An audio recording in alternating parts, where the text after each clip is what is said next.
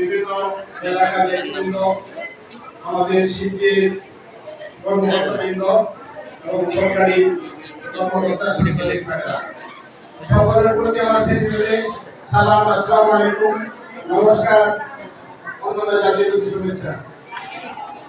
আমরা ভূমিহীন জনসংগঠন পক্ষ থেকে আজকে আমরা এই সংসদীয় কমিটির মধ্যে যে সমাবেশে আসছি, আমরা একটা জিনিস অধিকার অধিকার অধিকার আমাদের প্রত্যেকের অধিকার আছে, অধিকার কেউ দেবে না।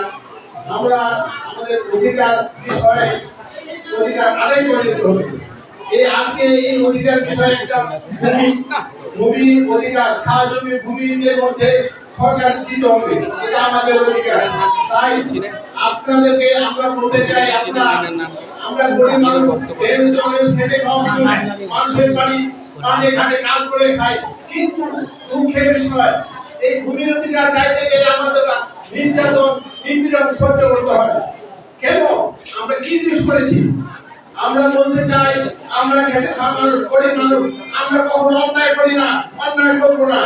আর অন্যায় যদি করে এখানে আমরা সহ্য করবো না, আমরা প্রতিহত করবো ঐক্যভাবে।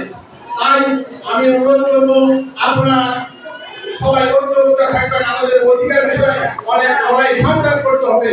পাশাপাশি আর একটা জিনিস বলতে চাই, আমাদের উপজেলা কর্মকর্তা কিন্তু আছেন জানি না, কিন্তু